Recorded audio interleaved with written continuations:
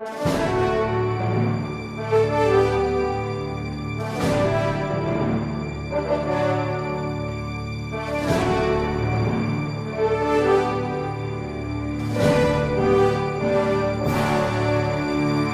resposta católica de hoje, gostaríamos de falar a respeito das chamadas missas inculturadas. O Eduardo nos escreve, perplexo, a respeito de uma reportagem que foi publicada no site IG. Nesse site, há uma reportagem que fala das missas exóticas que conquistam cada dia mais fiéis. Na reportagem do site, esse tipo de missa é incentivado, louvado, e quase que se escarnece a missa tradicional, principalmente a missa de São Pio V, a missa em latim. A reportagem diz assim: se essas missas bem tradicionais e que fazem você se sentir em alguma catedral da Idade Média surgiram eventualmente como reação às decisões do Concílio Vaticano II, foram essas mesmas resoluções que abriram espaço para missas na língua nacional e mais próximas das culturas locais. E aí, as opções são as mais variadas: gauchesca, afro, árabe e até sertaneja. Fecha aspas. Pois bem, Eduardo, vamos então esclarecer as coisas. Em primeiro lugar, o Concílio Vaticano II jamais falou de missas inculturadas. O Concílio Vaticano II nunca deu permissão para que houvesse tais missas. E não existe nenhuma, repito, nenhuma legislação da autoridade competente, que é a Santa Sé, a respeito deste tipo de missas.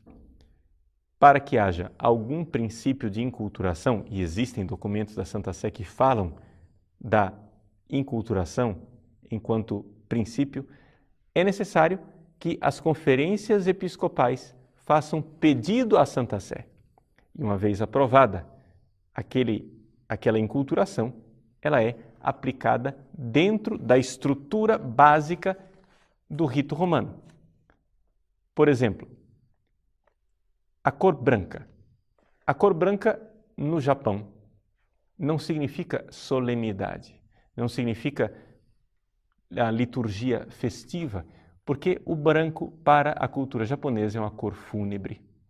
Então, substitui-se o branco pelo amarelo. Isso é uma inculturação.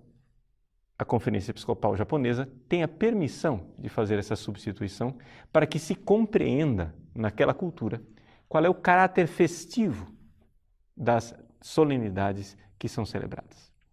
É assim que, por exemplo, quando se dá o abraço da paz na liturgia, em algumas culturas é incompreensível tocar numa outra pessoa, novamente a cultura japonesa, em que se cumprimentam as pessoas à distância, com uma reverência. Pois bem, isso tudo é a adaptação da inculturação.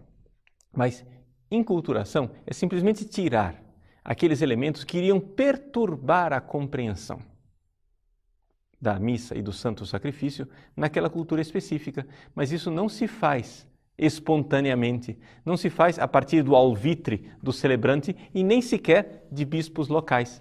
É necessário que haja a aprovação da Santa Sé. As pessoas que celebram esse tipo de missa estão violando um direito fundamental dos fiéis. O Código de Direito Canônico, quando coloca os direitos dos fiéis em geral, diz o seguinte no cânon 214. Os fiéis têm o direito de prestar culto a Deus, segundo as determinações do próprio rito aprovado pelos legítimos pastores da Igreja. É um direito do fiel. Ou seja, um fiel, quando vai à igreja, ele tem o direito de receber a missa da igreja, não a missa do padre. Agora, é evidente que padres e celebrantes gemam diante deste cânon. Por quê? Porque está tirando a eles a possibilidade de ser um tiranete. Ou seja, eu sou o pequeno ditador que diz como a missa será. É evidente que equipes de liturgia gemem diante deste cânon, Por que equipes de liturgia criativas que querem começar a missa com a bênção final e terminá-la com a procissão de entrada? Evidente, essas pessoas que querem tudo de cabeça para baixo irão protestar. Mas que alívio para os fiéis! Que alívio para os fiéis saber que a igreja os defende e defende os seus direitos. Que quando eu vou à missa, eu não quero ser refém do celebrante e da equipe de liturgia. Quando eu vou à missa, eu quero saber como ela começa, tem o seu prosseguimento segundo os ritos e como é que ela acaba. Que bom saber que a missa pode e deve ser respeitada. Uma outra realidade é o fato de que estas missas enculturadas, assim chamadas enculturadas, são na verdade missas dessacralizadas.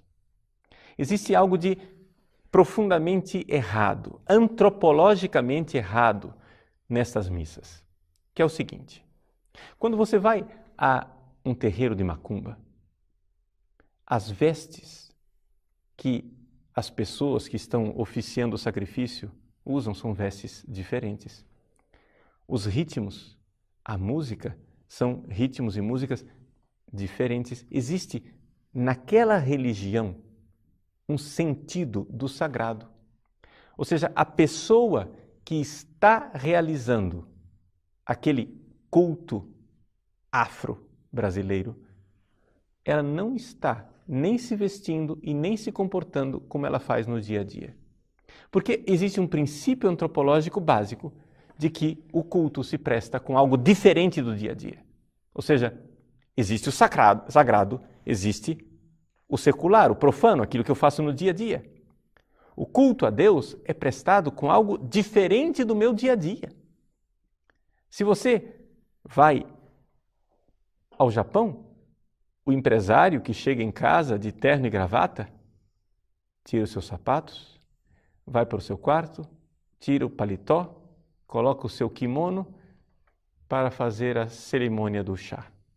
Ele sabe que ele precisa se vestir de uma forma diferente daquela que ele estava se vestindo quando estava tratando os negócios profanos. Existe algo de verdadeiro e antropológico, que é a realidade que o sagrado é uma coisa, o profano é outra. E a igreja sempre viveu dentro desta verdade antropológica. Nós tínhamos uma música sagrada, o gregoriano, roupas sagradas, os paramentos litúrgicos, textos sagrados. Havia toda uma realidade sagrada. Eu estou usando havia, não porque foi abolido, mas havia porque as pessoas jogaram fora. Jogaram fora o patrimônio da igreja. Tudo isso ainda existe, ainda está aí. E não foi o Vaticano II quem acabou com isso. Essas pessoas que dizem isso, ou seja, o jornalista que escreveu esse artigo no IG, jamais leu uma linha do Vaticano II. Eu desafio você a encontrar na Sacrosanctum Concilium qualquer tipo de aprovação desse tipo de maluquice litúrgica. Não há. Isso jamais passou pela antecâmara do cérebro dos padres conciliares. Os padres conciliares não pensaram nem sequer na reforma litúrgica tal qual ela foi colocada por Paulo VI, que foi uma realidade que passou além do que o concílio pediu. Portanto, não se use o Vaticano II para promover e para defender certas coisas. O Vaticano II é aquilo que os textos do Vaticano II dizem. Pois bem, aqui está a realidade.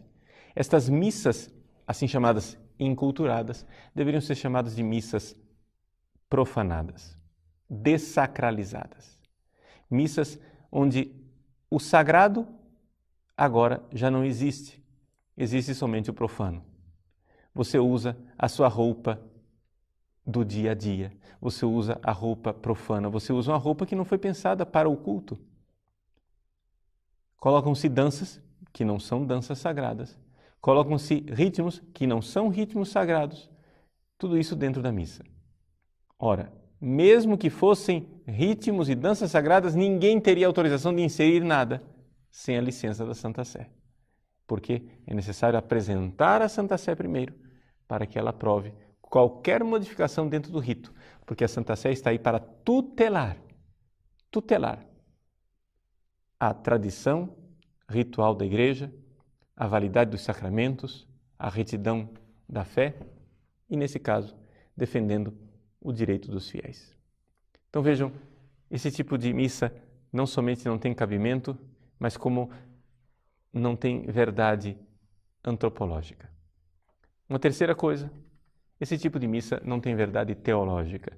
Ou seja, se você for ver, todas essas inserções, esse tipo de rituais, foram feitos por pessoas que não entendem absolutamente o que é o verdadeiro rito da missa. A missa é a celebração da paixão, morte e ressurreição de nosso Senhor Jesus Cristo. É o santo sacrifício eucarístico. Todas essas inculturações são sempre inculturações que vão na direção de festosas celebrações comunitárias, onde o sacrifício de Cristo na cruz fica encoberto, esquecido, quase que ausente. Por quê? Porque o que é importante é aquilo que você é. Importante é aquilo que nós temos no dia a dia, é trazer o profano para dentro da igreja.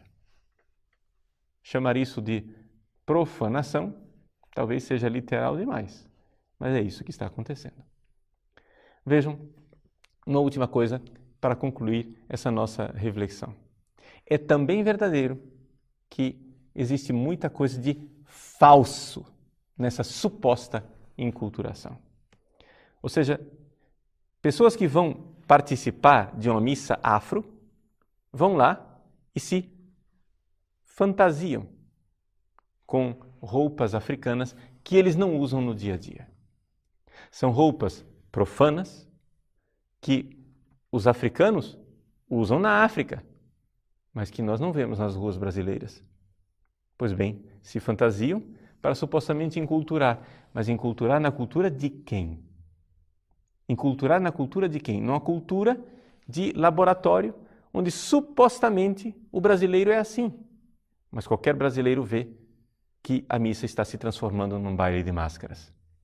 Quando uma pessoa vai participar de uma missa crioula, de uma missa gauchesca, e um sujeito que no seu dia a dia usa calça jeans e camiseta, vem ali de bombacha e lenço no pescoço, fantasiado daquilo que ele não é e daquilo que ele não vive, existe algo de extremamente artificial nesse tipo de manifestação. Não quero aqui me manifestar absolutamente contra a cultura de ninguém. Só quero dizer uma coisa. Vamos respeitar o rito da missa tal qual ele foi aprovado pela Santa Sé. Se existe alguma possibilidade de enculturação e de modificação, a Conferência dos Bispos deve pedir à Santa Sé que irá aprovar. Esse é o princípio jurídico. Essa é a realidade litúrgica. Portanto, respondendo a você, Eduardo, estas missas não têm nenhuma legalidade.